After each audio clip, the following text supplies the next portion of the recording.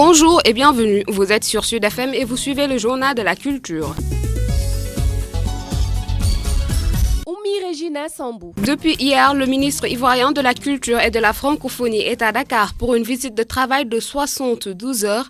Maurice Kwaku Bandama va tenir une séance de travail à la direction de la cinématographie ce vendredi. Les échanges vont porter sur la politique cinématographique du Sénégal, les expériences et projets. À 16 heures, il sera à Badassiné pour échanger avec les opérateurs du secteur du cinéma itinérant.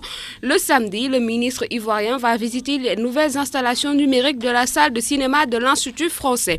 Il va terminer sa soirée à la salle de cinéma de la Médina et le dimanche matin, Maurice Kwaku Bandama va terminer sa visite par une séance de travail avec l'Association des critiques de cinéma du Sénégal.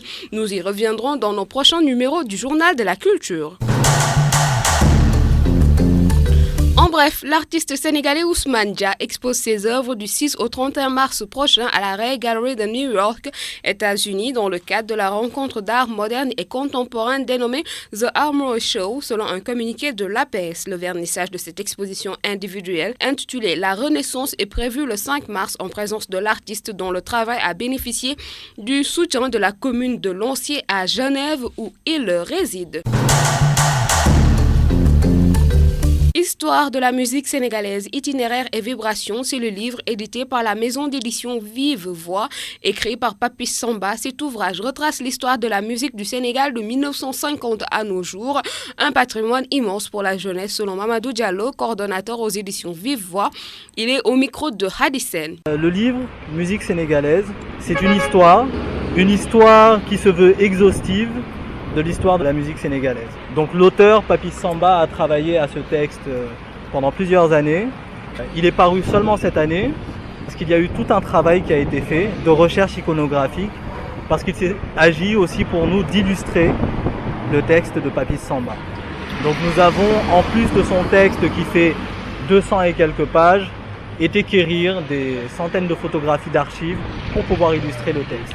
Et donc, pour vous donner un peu plus de détails sur le livre, il est organisé en 3 parties.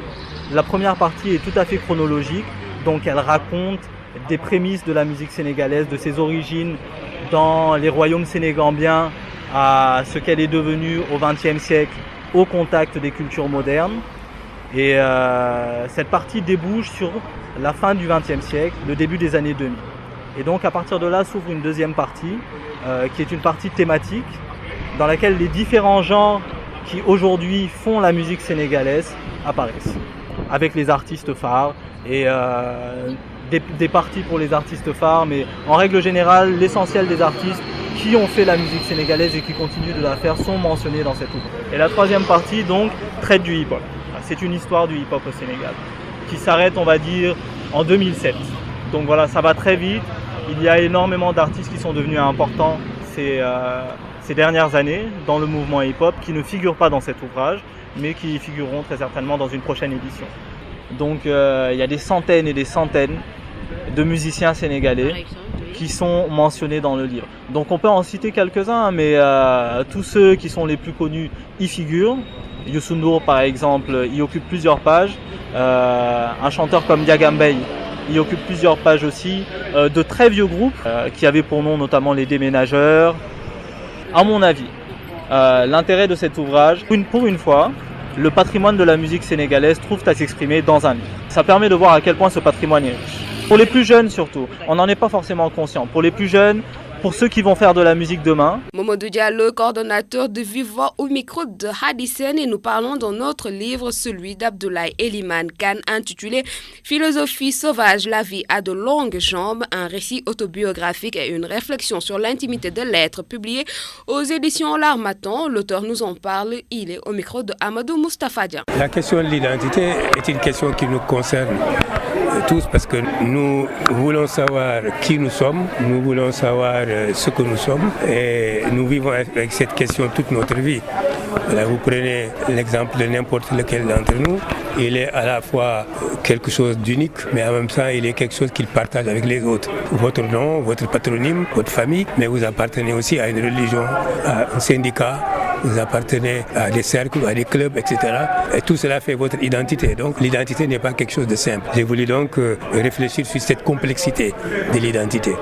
Et deuxièmement, on se rend compte que chaque fois qu'on aborde la question de l'identité, c'est une tentative de mettre une barrière entre soi et ce qui n'est pas soi. J'ai indiqué qu'en tant que professeur de philosophie, j'ai rencontré cette expérience, mais que la vie nous montre aussi qu'il y a des domaines où ce n'est pas simple, où il y a des interférences. De même, si nous prenons la notion de frontière aujourd'hui, qu'il s'agisse de la frontière physique, les pays du monde sont séparés par des frontières pour des raisons économiques, pour des raisons politiques, pour des raisons historiques, mais en même temps, ces frontières sont souvent artificielles. Vous voyez par exemple comment les activités transfrontalières dans nos simples États, sur le plan religieux, sur le plan des échanges économiques, et qui n'ont cure des lois et des règlements qui demandent la réglementation. Et j'ai donné tout à l'heure l'exemple de Ebola, qui est effectivement sur lequel on peut méditer.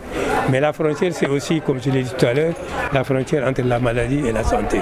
Est-ce que c'est simplement par déficit de certains éléments que nous tombons malades, ou est-ce que la maladie, c'est quelque chose de plus global? Par exemple, quand vous avez mal à l'oreille ou mal à la dent, avez-vous seulement mal à la dent? Vous avez mal à la dent, mais c'est tout votre corps qui est affecté. Vous avez la fièvre, vous n'êtes pas bien, etc. La maladie peut-être concerne quelque chose d'autre. Une réflexion que mène autour de cela pour dire que ces frontières existent. Nous sommes obligés de faire avec parce que nous sommes organisés comme ça, mais il faut apprendre aussi à les regarder autrement, peut-être comme quelque chose d'artificiel et qu'il faut apprendre à dépasser à partir de certaines valeurs. C'est la fin de ce journal de la culture. Merci de l'avoir suivi. Bon week-end sur Sud FM.